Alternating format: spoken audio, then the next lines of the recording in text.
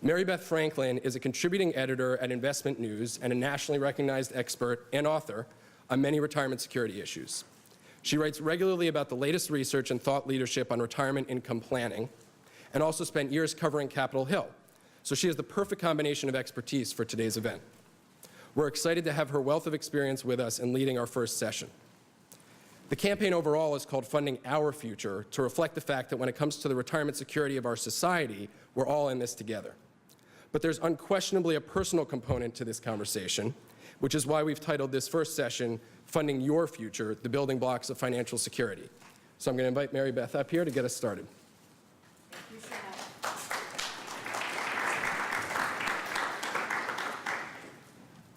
What a great introduction.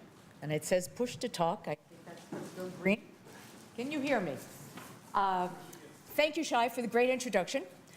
And I am going to be joined here by Jamie Hopkins, who is the guru of all things financial planning. He's with the American College of Financial Planning and is very instrumental in the curriculum for the Certified Financial Planning Program and other designations. So he created for all of you a fascinating quiz.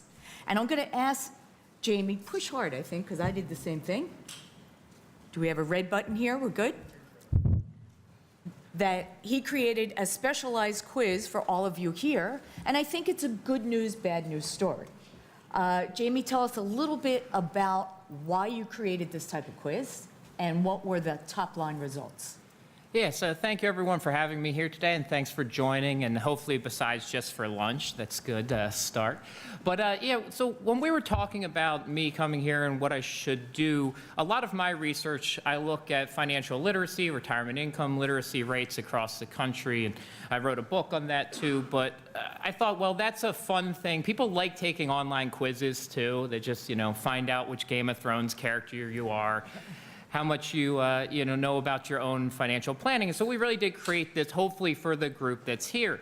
And as Mary Beth said, it's kind of good news, bad news. The good news is the group that took this here, we had 120 respondents, and I think that's probably about how many people we have in the room right now. But so you're slightly kind of more literate than the average American, so that's good. The downside is there's still a lot of things the group didn't know. Average score about a 75%, which is a C, so if you were in college, you probably wouldn't be super psyched with that. Kind of still a passing score, but about half of the respondents were below a 70 and about half the respondents were above. And then we really saw kind of general financial literacy, understanding inflation, the group did very well on. Then when we actually asked kind of some specifics about Roth tax treatment and the federal thrift savings plan, actually kind of surprisingly poor results there. How many people in the room are in the federal thrift savings plan? Raise high, because if you are, you're very lucky. It's a good plan, and it does seem like a lot of you might not know exactly how it works for you. So that's kind of the downside. Talk about that for a second, because the TSP, as you know, the Thrift Savings Plan available to all federal employees, is actually the largest 401k equivalent in the world. It also has some great investment choices at incredibly low rates. Yeah, the fees in there are incredibly low. Right. And the amazing part of it is the match. And that's the part where you didn't do so well. So Jamie, talk about how does somebody in this room max out their TSP contribution? Yeah, so the government does put in kind of 1% for everyone, whether or not you participate. Now, that's not a whole lot. That's not going to get you to a secure retirement, right, saving 1%. So the encouragement there is with a match. And what we asked, I believe, was 3%. Do you get the maximum employer government match there? And we had 63% of respondents actually say, yes, that was the correct answer. Well, that's wrong. It's actually 5%. So the first 3% get matched dollar for dollar, 100%. And then the next 2% gets a 50% match. So to get the full kind of 4% government match, you need to contribute 5% of your kind of basic pay is really how it's defined. And that'll get you in there at 10%. So they'll be putting in 1, you put in 5, you get a 4 match, that's 10%. That's actually not so bad. If you start early, right, you're in your early 20s, that's a decent start. Now, it might not be quite to the level we want it at, but it's a good start for saving. Well, let's put this in perspective. General theory these days is, what do you need to save for retirement? It's roughly 15% of your gross income from the very beginning. And most of you would go, 15%? I've got student loans, I've got bills, I've got rent. How do I do this? Well, think of it this way. That's the total. If you were in the TSP and managed to put in 5%, and the government essentially matches and contributes the other 5%, that's 10% off the top. You're 2/3 of the way there. And even better, if you put in 5%, and you're getting 5% from the government, you have gotten 100% return on your money before you invested a dime. As a certified financial planner, I can't guarantee that anyplace else. That's pretty impressive. Now, I'm usually on the Hill at least once a year during, Saving for Retirement Week, speaking to young Hill staffers. And I do give them the same spiel saying, boy, you are so fortunate to be in the TSP. And if you are probably defaulted at 3%. Well, guess what? If you stay at 3%, even with that government match, your retirement's going to look a whole lot like college. And do you know why? You're going to be eating a lot of ramen noodles. And when someone asks you for your ID, it's not going to be to get into a bar. It's going to be for your Walgreens senior discount. And you're not going to be as cute. So really take advantage of time on your side. This is the time. And the other key part is, we always talk about pay yourself first. That's the advantage of having money coming directly out of your paycheck before you get your hot little hands on it, and it goes into your long-term savings. If you take the other approach of, I'll pay my bills first, I'll be responsible, I'll pay my student loans, I'll pay my credit card debt, and then I'll save, chances are you're not going to have anything left to save. So do take advantage of that automatic enrollment. Don't stop at the 3%. Maybe you can't do more initially, but every time you get a raise, bump up a little bit more. Your future self will thank you. Now, we talked about the Roth IRA. There's also a bit of a misconception there. So let's talk about why that's important. Yeah, so how many people here use a Roth IRA in their savings? I'll do another hand, and not the thrift savings, but a true Roth IRA. So Roth IRAs offer a really important aspect here, which we kind of term as tax diversification. So most likely, right, the people in this room, a lot of Americans will have tax-deferred savings. So that's your traditional salary deferral 401k. Now, like diversifying investments or anywhere else in life, it's helpful to diversify among taxes because, as you saw this last year, we don't exactly know where taxes are going to be each and every year. We have the Tax Cut and Job Act, brings taxes down. Well, that's actually a good time then to consider using Roth savings. If you're in a temporarily lower tax bracket, it's a good time to pay taxes now and then defer essentially all that growth out into the future. You'll receive tax-free in the end. Now, if your tax rate's very high, it's a good time to do tax deferral, right? Not pay taxes today and defer that out into the future. In retirement, most Americans are going to be in a lower tax rate. But we don't know that for sure. So the benefit is have some after-tax money, have some Roth tax treatment, and then have some tax deferral. It spreads out the risk of changing tax rates over time. And I don't think anyone in this room would expect that tax rates are going to be exactly the same today as they are in 60 years when you're retired, right? And the other point, we have a new tax law that took effect this year, and that it expires in 2026. And some people would argue we may be in the lowest tax rate we may ever see. This may be a great time to contribute to a Roth where you get no upfront tax deduction and let all that future growth come out in the future tax-free. Or even doing something called Roth conversion. So you're actually taking traditional money over the next couple years and converting it over. Now, another really interesting thing about the Roth aspect we want to bring up, that this is very valuable for young savers. Generally speaking, early in your career, you're going to be making less money than hopefully you are later on. So you're in a lower tax rate. So that's also a good avenue for Roth. Now, another thing, the question that people actually got wrong here was talking about your own Roth IRA contributions.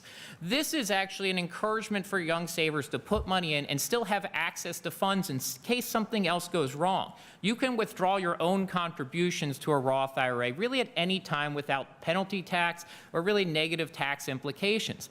That's incredibly different than the IRA, the 401k. Typically, if you try to pull your own money out of tax-deferred accounts, you're not only going to pay ordinary income tax on it, but you're going to get hit with a 10% penalty tax. So there is a real benefit for young savers that don't have a lot of emergency funds to save in a Roth, to get that tax advantage growth in there, but still have some access to your own funds. Now, obviously, we want to try to keep that in there for retirement as much as possible, but for young savers, that's a reality that we might have healthcare expenses, buying a house. There's a lot of things that could come up where we might need some access. And also, that's a great point about that escape hatch. We talked about there is a Roth component to the TSP, and it's a little bit different than a Roth IRA when it comes to the escape hatch. What's one of the big differences? Yeah, one of the big differences is going to be your access to that, this pro-rata nature. The ability to pull out just your contributions first is a lot harder if you're in a 401 or federal thrift savings plan. So the Roth IRA really does provide more access to your funds than the other types of savings. So that is something to consider, doing that on top of your federal thrift savings plan, not in lieu of it. We still want to make sure we get that match and all of that aspect. Well, here's the bonus round for you. Jamie is one of the top personal finance experts in the country. He's Very open nice. to your questions. Does anybody have questions, whether generic or specific to your situation, that Jamie can answer? Don't be shy. This would cost you $300 an hour anyplace else. All right, I don't see a hand, so let's talk. Going once, going twice? Let's talk a little bit more of how the personal part of this might fit into the bigger future retirement income. This is one leg of the old three-legged stool, right? Yeah, and so we used to talk about this three-legged stool, right? Your company, your personal, and then the government aspect. And over time, one of the things that's happened is, right, we've actually shifted more responsibility onto the individual, right? Away from pension plans, maybe some reduced government. And so that ability to understand what you need to be doing, understand your current benefits, understand the current tax system to take advantage of it, is really more important today than it's ever been before.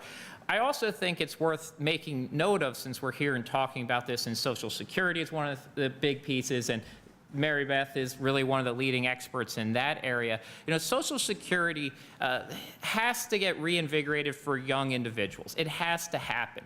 I am too often in rooms where I ask young individuals, do you think Social Security is going to be there for you? And most of the room now has resigned themselves to the idea that it won't be there, right? That's a really upsetting thought, because it will become a self-fulfilling prophecy if young people, millennials, young workers say, well, it's not going to be there for me. Then we stop caring about it as an issue, and that really needs to flip. We need to care about it. We need to care that we've paid into it. We need to care that 2/3 of 21 to 32-year-olds have nothing saved for retirement, which goes back to one of the first comments. This room's not representative of America in the true sense of earnings and savings, right? Now, we might represent America here, but we have vastly different saving opportunities than most of America. We're small employees, don't have employer plans in place that are matching, putting in 5%. That's not the normal, right? You have a very great plan and opportunity here. Right. All the research shows that when people have access to a retirement plan at work, they are more likely to save. Unfortunately, so many people work for small businesses. It's actually the big engine of the economy, and they're the ones who are least likely to have access to a retirement plan. But there is some legislation kicking around that would change that. Let me give you a little bit of hope, though. We're not all doom and gloom here. You've got decades to go before retirement, and your retirement's going to look a whole lot different than mine. I'm a lot closer to it. And we talked about that three-legged stool: personal savings, pensions, and Social Security. Social Security will be there for you. It may look a little bit different. You will have to rely on your personal savings, but something's going to be different. You are probably going to take advantage of the gig economy in retirement.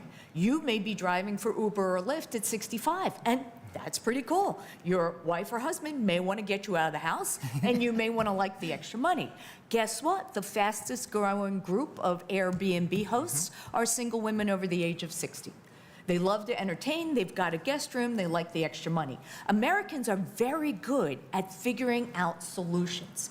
Your solution may be different than ours, But the bottom line is Social Security will continue to be a critical part of your retirement future, and you need to get behind it and demand that it's there for you. And you also need to take that personal responsibility of saving for your own future. Your future self will thank you. So Jamie, I want to thank you for your insights, for the quiz, and all of you for attending the first of what I hope will be many very interesting panels. And congratulations for taking the first step of securing your own future. Thank Shai, you very will much for take it having away? us.